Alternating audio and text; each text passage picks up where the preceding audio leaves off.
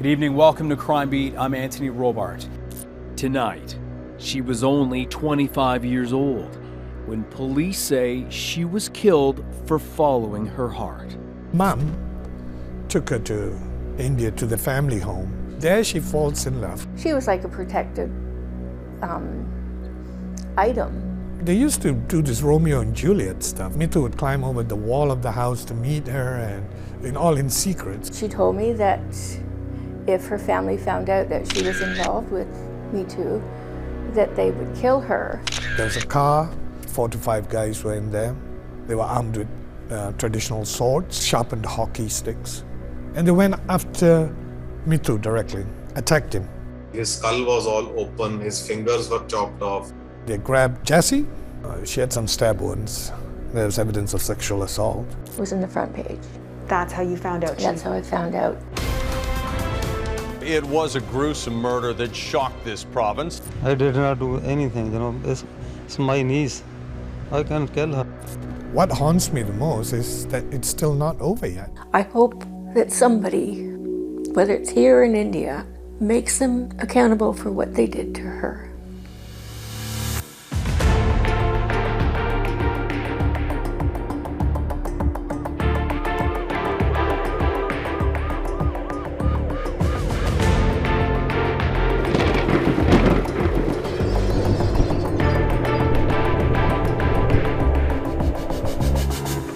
Here now is reporter Neetu Garcha with Forbidden Love, the murder of Jassi Sidhu. BC's beautiful Fraser Valley is home to some of the world's most productive farms, where immigrants helped raise crops on the rich soil and in turn reap the rewards. It was in the early 1900s when the first farmers from India's Punjab state had arrived in the region, paving a path for thousands more to set up here in the decades to come. In the 1970s, the family of Jassi Sidhu, known as Jassi, would do just that in Maple Ridge, about an hour drive south of Vancouver.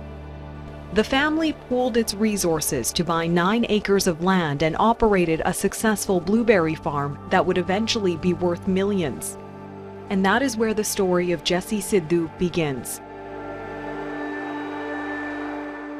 Jassi was born in 1975 and lived in the neighboring compound along with dozens of her aunts, uncles, and cousins.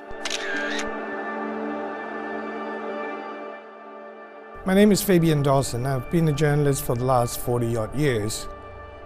It's one Fabian Dawson, the first of many journalists who would show up here, knows well. The house is one of those large compounds. It's in a blueberry farm in Maple Ridge. And it has like 19 to 20 rooms, multiple kitchens, and it's kind of a commune. Jassi's only sibling was her brother, Sarwin Singh. Her father, Bhaktar Singh, had schizophrenia. He's since passed away. Like most kids in the Fraser Valley, Jassi attended public school, but she was to come straight home and focus on household chores. James Longridge was her principal. Very friendly, got along well with other kids. But according to friends, she lived a very different life from her peers. In the eyes of some members of her family, it was a life meant to be spent caring for a chosen husband and eventually their children. As a result, her education wasn't valued. She could have been anything she wanted. She was naturally beautiful, and she was gracious. She'd walk down the hallway and she was like gliding. And after high school, it was the beauty industry that sparked her interest. She attended my school at Maple Ridge School of Aesthetics as an esthetician. She was quiet and reserved, but she would laugh, and she had a real connection to the people that she worked with and did the services on. She really enjoyed the work, and she enjoyed her school people that she went to school with. But her former beauty school instructor says she hated going home. It was 11:30, that was lunchtime. They were like dogs at the racetrack waiting to get at the gate. They were all lined up at the back door waiting to go as soon as it hit 11:30, but Jassi stayed inside, and we talked about all kinds of things. And, you know, she wanted a family and she wanted children. Some of Jassi's family members held on to very old beliefs. According to some of Jassi's friends, Jassi's maternal uncle, Surjit Singh Badesha, and her mother, Neetu Garcha Sidhu, thought women were to be controlled and obedient to avoid embarrassing the family. It's that kind of mentality that infuriates me, where men are in charge of honor in that family and women are responsible for tarnishing it. She was like a protected item that was up for auction to the highest bidder, and so they couldn't lose sight of controlling that. Because she was a girl, Fabian Dawson says Jassi's birth was considered unremarkable, and he says it wasn't officially registered until more than a year later. What she told me and things that went on, I mean, I'd never, with all the years I'd been in the business and had a salon and had a beauty school, and I'd never, ever, ever had family members treat a student with such disregard. According to some of Jassi's friends, Jassi wasn't allowed by her family to spend her own paychecks, something her brother, uncle, and male cousins kept a close watch on. So Jassi's money was being deposited into the family account. Now you could see greed, you could see caste. There are elements in this whole saga that is quite pervasive. I was afraid for her, but she said, oh, they won't do nothing, they just follow me. So she kind of put that off. It's just my cousins following me, or it's my brother's friend, my brother and his friends or cousins are following me. Mr. Badesha on 2 occasions came in and he literally pulled her out. She was at the school. He came in and he spoke to her in Punjabi, and she said no, no, no. And I came out from my office and I said, what's going on? And she said, I have to go. And he had her by the arm, and I got between the two of them, and I said, you know, like, I said to him, you know, you can't take her out of here. And he just looked right through me like I wasn't even there and just grabbed her. Like, he had no respect for me whatsoever. I was somebody in his way. And Jassi said, leave it alone, Miss Deb, it's okay, I'll go. And she was gone for 3 days that time. It happened twice. And like I said, it was almost on a daily basis. The cars would either be in the front or the back or both. And, you know, all the girls on Fridays, they would get together and go out and have a drink. Jassi could never do that. So during that time, it is one of the family's tradition to get them married off to somebody of the same wealth, the same caste, or preferably somebody who's going to give them $500,000 and come here as an immigrant through a marriage visa. And that was what was being planned in this case. They had somebody. But Jassi, you know, didn't want to have anything to do with it. So when she was about 24, I think her mom took her to India, to the family home in a place called Kosa, outside of Jagran, which is in the Doaba region where most of the Sikh population in Canada originates from, especially in the Fraser Valley. There she falls in love with Neetu. Coming up on Crime Beat, that romance, sparked in December of 1994, altered the course of their lives forever.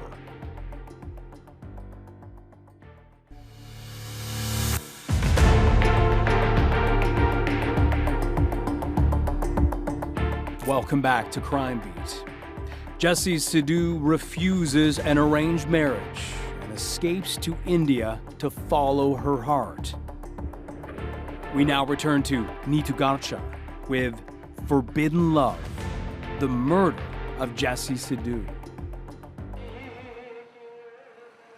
It was a cold, foggy evening in December of 1994 when Sukhvinder Singh, known as Neetu, first spotted Jassi.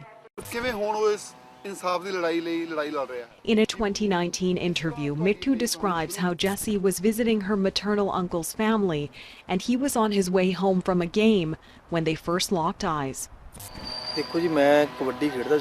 Listen, I used to play kabaddi at the time, and she had come to her maternal family's village, Konke Kosa. I didn't know. When I finished a kabaddi match, after several days I arrived at Jagraon to go back to the village. I was boarding a rickshaw. In the bazaar across the way, she was walking towards me and our eyes locked. It was love at first sight. The handsome athlete, a professional kabaddi player, says he had no time for girls until he laid eyes on her. I sat in the same tempo vehicle as her, and as we gazed at each other, we just became more comfortable with each other, and our connection was sparked. This was in December of 1994, and in 1995 she went to Canada. Jassi and Neetu found ways to secretly see each other, and when she returned to Canada, their love story continued taking shape through letters and landlines over 5 years. And Neetu never learnt English, but I have translated there about 256 letters which they wrote to each other in Punjabi. Those letters, they tell you pain of Jassi. You know, she had drawn a rose, a bouquet of rose. Sometimes I think she drew a chocolate also. You know, I mean, it's such innocent love. And then she will always say, you know, kisses and hugs and all that. I think it was later on, close to their marriage, when she actually started drawing the impression of her lipstick on the letters. One of the first things she asked me when we were alone, the first couple of days she started school, was she said, I have some things I want to put in my locker. And I said, okay. And I said, go ahead. She said, well, I want to know if you go through my locker. And I was like, no, I don't go through your locker. Like, why would I do that? And she said, well, I've got some letters that I'm keeping in my locker. And if my uncle comes in and wants you to open the locker, will you do it? And I said, absolutely not. It's none of my business what you keep in your locker, unless it's illegal. And I said, what are you putting in there? And she says, I have letters from Neetu. According to close family and friends, for Jassi's mother and uncle, the relationship went against their beliefs because Neetu is from a poor family. So she kept refusing suitors that the family brought to the house. Despite her family pressuring her to marry a wealthy 60-year-old man in BC, Jassi managed to convince her mother to take her to India in March of 1999, explaining it may help in choosing a husband they would both approve of. But Jassi had other plans. They used to do this Romeo and Juliet stuff, right? Neetu would climb over the wall of the house to meet her, and all in secret. So all of this was going on in secret. And while she was there, he took off. They managed to get away for half a day, and they got married in a place called Bathinda, which is about maybe 2 to 3 hours from where they lived. A few months later, Jassi returned to Canada, a married woman, as her family's search for a suitor had only ramped up. She told me that if her family found out that she was involved with Neetu, that they would kill her. Then one day, I think the parents got a little suspicious about her coming and going. So the brother was sent to the hairdressing salon where she worked with Miss DeVos. They opened the drawer and they found that they had a family account. So Jassi's money was being deposited into the family account, but she was also withdrawing the money to send to Neetu to buy a scooter.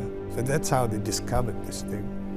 And then they discovered the love letters that she had, but they were all in the Peaches and Cream studio.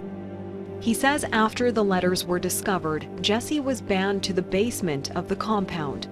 In the meantime, Jassi's family got a justice of peace and filed an affidavit to say that she got married against her will at gunpoint by Neetu. They then took that affidavit, the sworn testimony, which Jassi was forced to sign, and sent it to India, where the police there used that to arrest Neetu and threw him in jail. And where he was beaten and he was tortured and his mom was thrown in jail, the whole kinds of things. Jassi didn't know how to read Punjabi. They lied to her by saying, do this. These are property papers. Sign these papers and go wherever you want, but we're not giving you this property. She said, take it. Take whatever you want, but I'm not leaving Mittu. After that, they condemned me and at gunpoint signed the papers. Jagrao police filed a first information report. There was one station house officer who gave me a very hard time. I even showed him documentation and photos to back up my claims that nothing of the sort happened. I had no aggression towards her. But the officer said flat out to me, Mittu, they gave me a car, you give me a motorcycle. Even after I showed him everything, he didn't let it go. He arrested my relatives, arrested my friends. After that, I said to Jassi, what have you done? If you wanted a divorce, you should have just told me. She said, I don't know. As I've said, there was a letter in Punjabi for property. This is what they did. So then Jassi called the police in Canada. They helped Jassi pick up her stuff from her house. She then ended up at a friend's house, and then she called me to say, I've come here from my house. I don't want to live here. I want to come to you. I'm not happy here. I tried several times to tell her no. Jassi, forget it. It's too hot here. Despite that, she said, no, I'm not staying here. Then she came to me in India and arrived here in May. Jassi managed to escape from a prison, a home prison, manages to get enough money, flies over to India, and goes to the police station and sees an inspector there called Jaskaran Singh. And he was in charge of that station. Then she tells him the story, and he is flabbergasted. So he takes her to the local court. She then issues a sworn oath that she was not forced to marry him, and then they were released. So began their honeymoon, while according to allegations and court documents, Jassi's family in Canada was plotting how they'd get her back.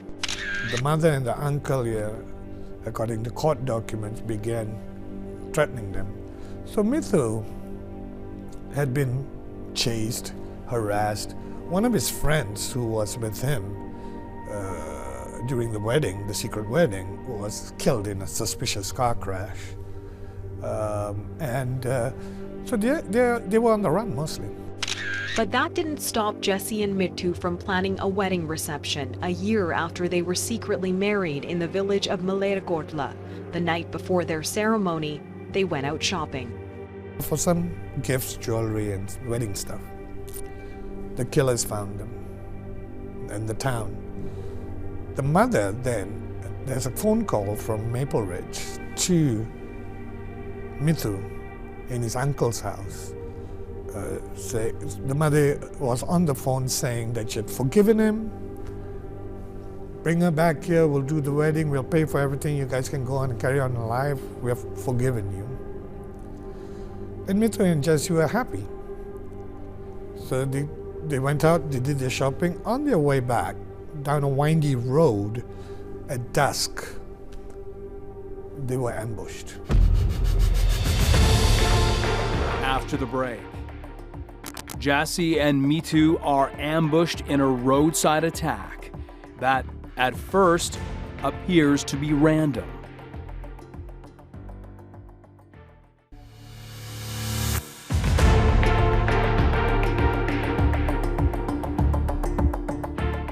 Welcome back to Crime Beat. A plot to kill Jassi and her husband Mithu slowly unravels. But will the instigators be caught? We now return to Forbidden Love, the murder of Jassi Sidhu.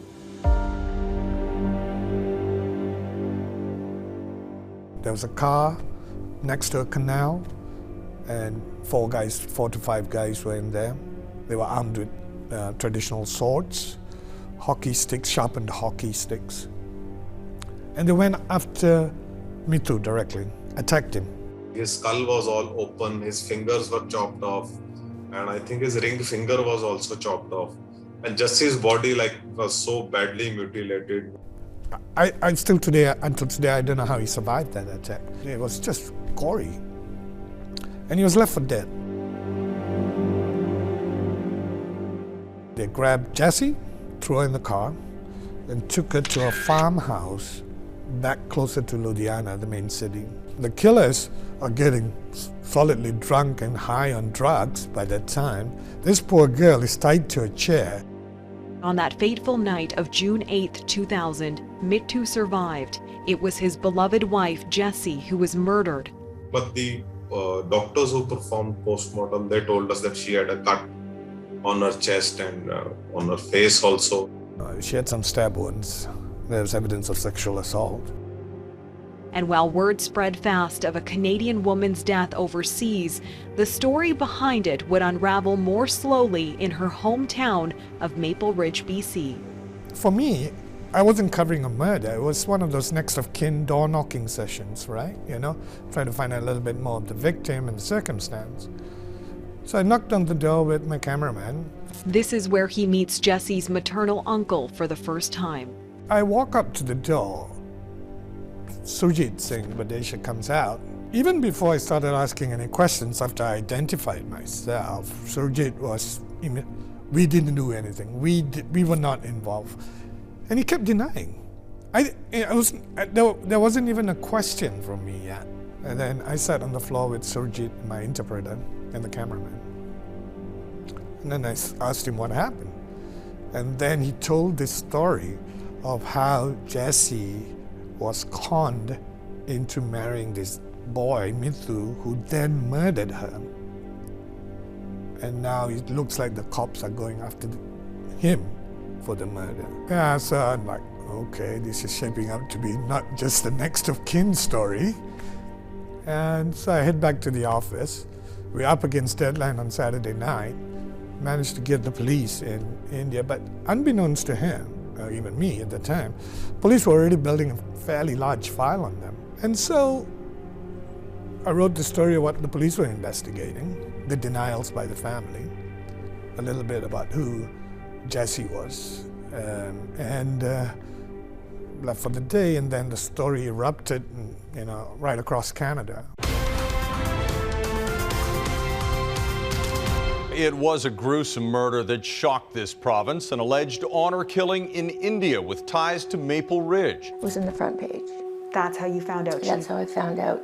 Opened it up, it was rolled up, and that's what I seen. And I started crying and screaming. My husband came out, and I said, this is Jassi, it's one of my students. Police allege Jassi's mother and uncle orchestrated the murder because she married against their will. Police in India allege the mother phoned her daughter on the night of the murder.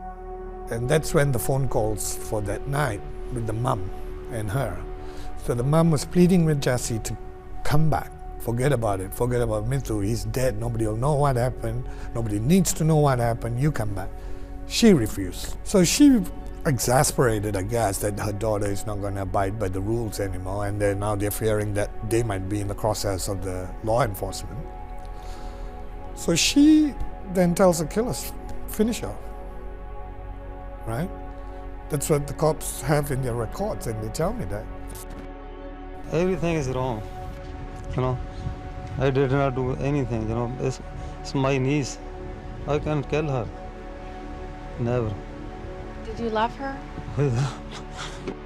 But as her mother and uncle in Canada continued denying having any involvement in Jassi's murder, the case was being sidetracked in India by a jurisdictional dispute because of where Jassi's body was found.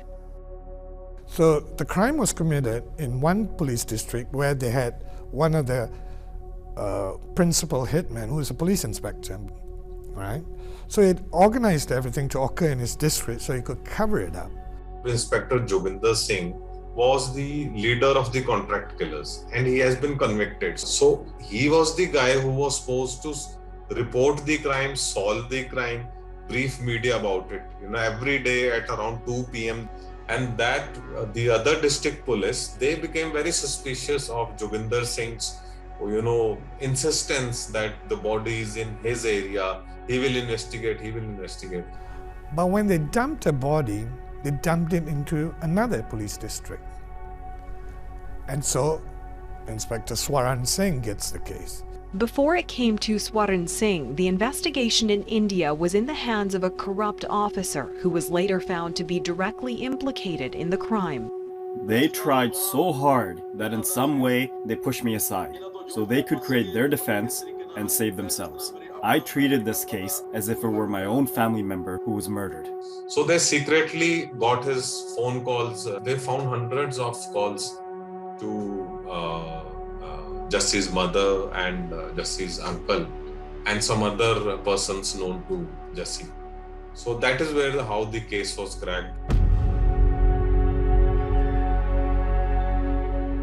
So Inspector Swaran Singh's work laid the foundation for this case to be where it is today. Were you afraid for your life and your family's life? Yes, ma'am. I faced so many threats in those days, but I did never bother these threat calls. Then I have do my work with honestly. Where were those threats coming from?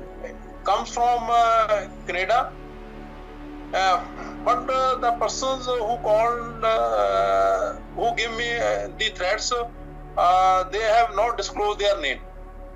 They rounded about 12 people within like 2 days because of Swaran Singh's investigation, you know. Neetu, in the meantime, doesn't know anything. He's unconscious in hospital. While the police were deep into their investigation in India, here in Canada, the RCMP was reluctant to investigate a murder in another country, even if it might involve citizens from their jurisdiction. Detectives in India say if you want to commit a crime, then do it from Canada, because the police here won't pursue justice. Here's what Jassi's family members in Canada told Global News 2 weeks after her murder. Big shock to everyone, and just really tragic. Wow. It's just a terrible tragedy, so. Nobody even knew about her getting married to this guy. The family was just trying to explain to her, like, are you sure this is what you want to do, right? I mean, it's a parent's right to try to explain to their child, like, are you sure about what you did? Is that what you really wanted? And there was no ill feeling. Yeah, there was. We were just trying to understand, you know, why she did this without telling everybody. Do you think that she was killed because of who she married? We can't say. We don't know. We don't know. I mean, like my brother-in-law said, we just heard this from the papers there. And only we God really knows don't. Why. We have no idea. We're hoping whoever did this to her gets caught. Reading from his book called Justice for Jassi, a first-hand account from Neetu. Jassi's remains were cremated in a simple ceremony attended by my family while I was still in hospital. But until today, the people who arranged to destroy our love, Jassi's uncle, Surjit Singh Badesha, and her mother, Malkiat Kaur, remain free. After mounting pressure from advocates and journalists, the RCMP finally started to investigate. Jassi's mother and uncle, who continued to deny any involvement in her death, weren't arrested until 2012, the same year this book was published. A mother and an uncle suspected of ordering the murder of a young woman in Punjab more than a decade ago are only now facing the courts. The two appeared before a BC judge this afternoon. It's all taken too long, say police in the small Punjabi town where Jassi Sidhu was killed after defying her wealthy family. But they continued to deny any involvement in her death, even after 7 people charged with Jassi's murder were convicted in India in 2005, including one of her uncles, Darshan Singh Badesha, accused of arranging the killing on behalf of the family in Canada. He, along with 2 others, eventually had their convictions overturned on appeal. And what haunts me the most is that there's a high likelihood that the mother and uncle will go free. Coming up on Crime Beat. Now that Jassi's mother and uncle have been arrested, a lengthy extradition battle is about to get underway in Canadian courts.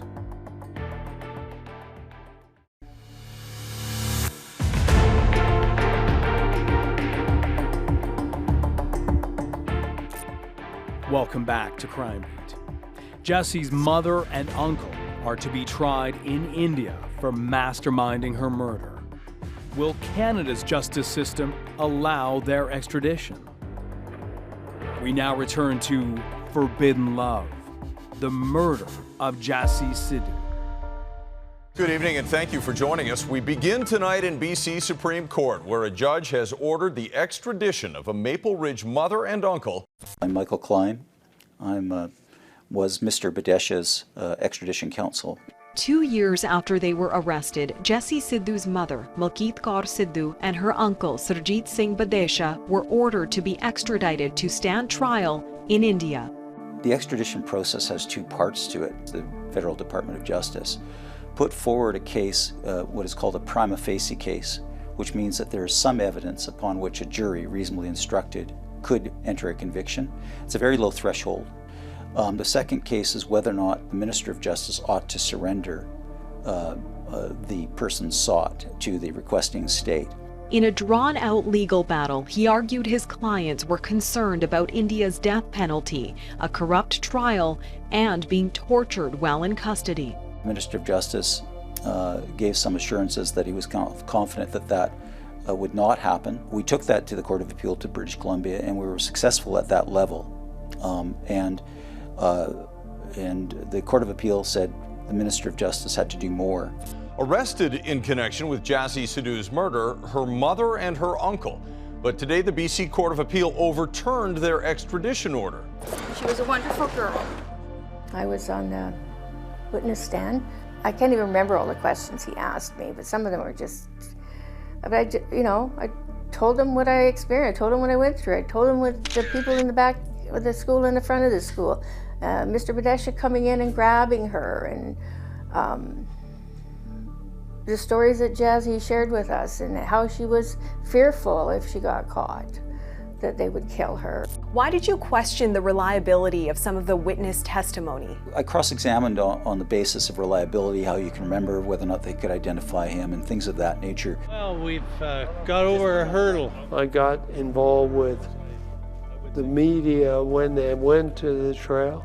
Yeah, I was upset with the delay and the fact that lots of people in this community knew what was going on, had known about Jassi's being threatened, punished.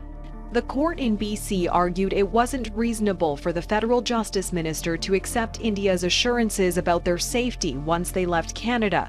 But in a 2017 ruling, the Supreme Court of Canada disagreed. And the Supreme Court of Canada overturned our Court of Appeals ruling.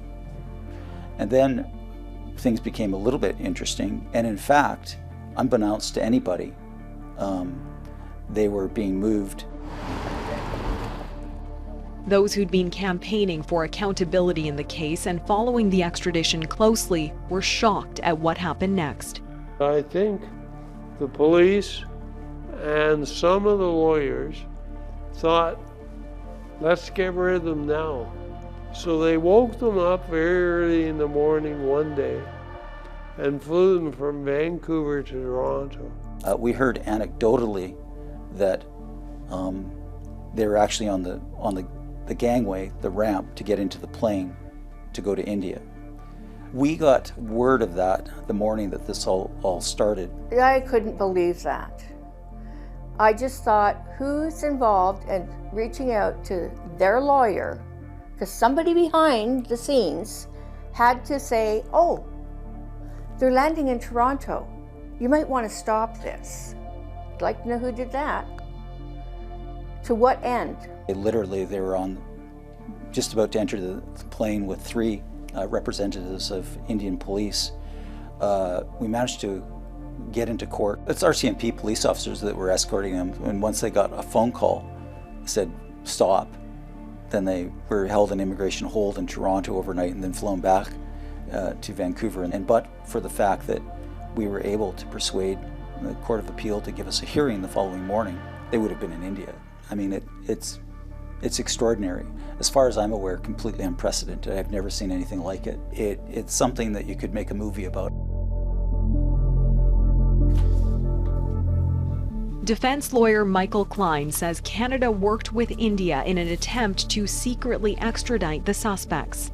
And quite literally, I couched it as pejorative as possible, couching it and calling it kidnapping, because they were literally taken out of their jail cells. Not surprisingly, the minister, who'd already apparently made up her mind that they had to be surrendered, dismissed our further claims. In 2018, the BC Court of Appeal upheld their extradition.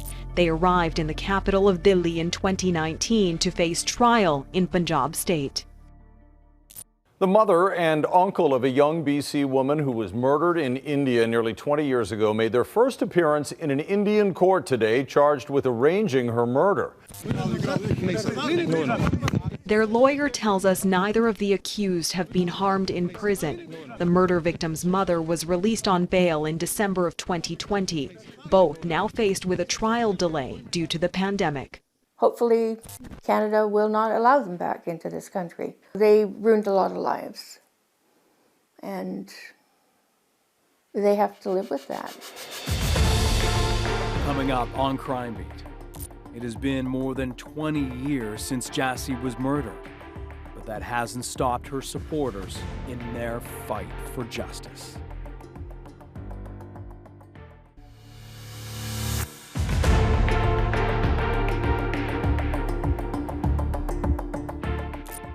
Welcome back to Crime Beat. With the trial of Jassi's mother and uncle delayed, there are fears they will be set free. Here now is Neetu Garcha with a conclusion of Forbidden Love, the murder of Jassi Sidhu. It has been more than 21 years since her former student was brutally murdered. And as she flips through the newspaper she stashed away over the years, Deb DeVos says the sorrow is just as strong now as it was back then. And I miss her.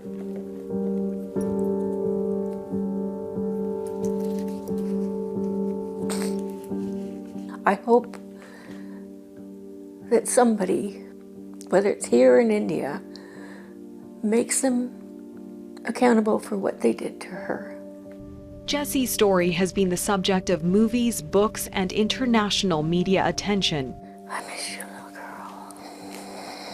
And those who've been touched by it continue to fight for what they believe she deserves. I'm sorry she's had to go through what she's had to go through, and no resolution, as if there could be any. She was murdered and she's gone, and there's no honor in honor killing. What does justice for Jassi mean to you? Just remembrance of what she had to go through.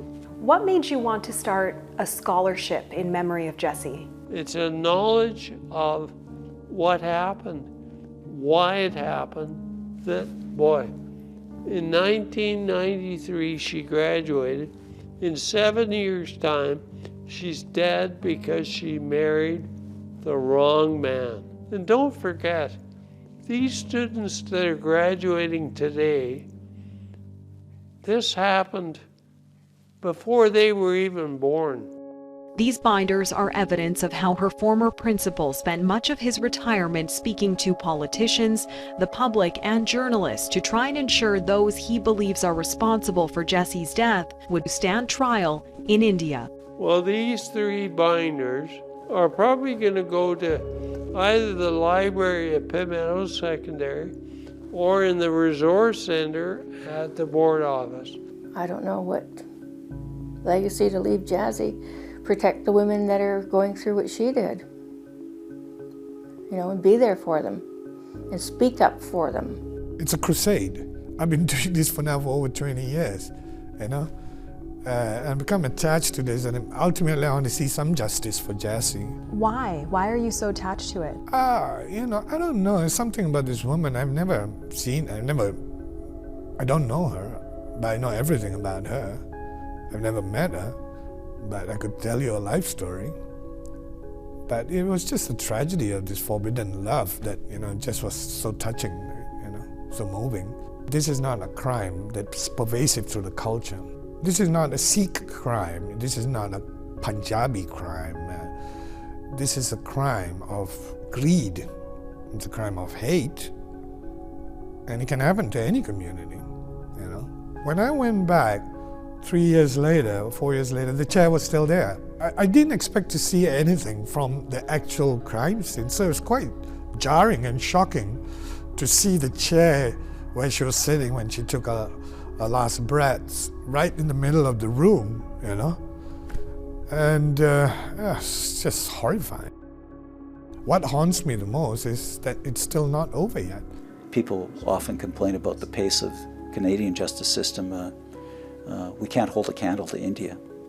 And that's been borne out because they're still going. It's still ongoing in that country. Michael Klein believes this case could change future extraditions. He's disappointed this one didn't go back to the country's highest court.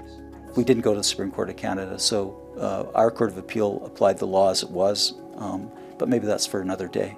And maybe this case has to be revisited as a precedent, and maybe the law will change in that regard. All the while, we're just seeking the truth. And there's overwhelming evidence and motive and cash transactions and phone calls. Who else would want to kill this girl? The book served its purpose, I think. It sort of pushed the Canadians to act faster. In order to actually put it in perspective, we needed a platform like a book for this, to make people actually understand who was Jassi, who's Neetu. One thing he says Neetu wasn't is a paid rickshaw driver, as has been heavily reported over the years. He drove auto rickshaw only to meet Jassi. There were so many reports initially in Indian and in Canadian media that he was auto rickshaw driver. So there are so many such aspects, which needed to be clarified. Neetu was an ace kabaddi player. If he was a kabaddi player in today's times, he would have been a millionaire. He was such a striking player. Only a book could do justice with it. And then book was a platform which would actually spread her story worldwide and which would add to the demand for justice for Jassi. That mission for now retired Inspector Swaran Singh is to fight legal cases from the courtroom rather than the police station. He's becoming a lawyer committed to helping prevent similar tragedies and the falsely accused like Jassi's husband Neetu, who is now in jail on drug-related charges after years of being framed and falsely imprisoned. In one case, it was alleged that two of Jassi's uncles who lived in India convinced a woman to falsely accuse Neetu of rape. And one of those fake charges resulted in him going into jail for 4 years. The Badesha's brother got a girl in the village to accuse him of rape. He was then immediately arrested and sent back to Ludhiana jail. In that jail, in the same jail, the killers who were supposed to kill him are on the other side of the jail. And they were threatening him on the inside, so he had to have special custody and protection. He was constantly being harassed, he was being caught and thrown in jail. Of late, what I have heard is that when he started using drugs to alleviate the pain, it became quite uncontrollable. So there have been cases by his own volition. Life is empty without her. I think she would have been a wonderful mother and wife, and she has compassion. She had passion and a zest, and she lived her life to the fullest. She didn't deserve it. And I hope her husband finds happiness somehow. I know he hasn't. Her legacy is going to be one where her story is going to be retold. So her legacy lives on, And I'm hoping that if nothing else, people can read, see what happened to her, and maybe stop another woman from being killed just because they love somebody that the parents don't agree to. I will continue covering it. I'm hoping, and I don't often say this, but I'm hoping I'm wrong in my belief that they will get away with murder, because I really hope, and I'll do my best to ensure that there's justice for Jassi. There's still no word on when the trial in India will begin, as it's been delayed due to COVID. Jassi's mother was granted bail late last year because of time served, and her uncle is still awaiting his bail hearing. We were able to get a message to Neetu in jail requesting an interview. However, we were told he was unable to respond. In the meantime, Jassi's former principal, James Longridge's Justice Scholarship, in honor of Jassi and the fight for justice in her case, will be awarded to Pitt Meadows graduates pursuing training in a criminology or justice-related field.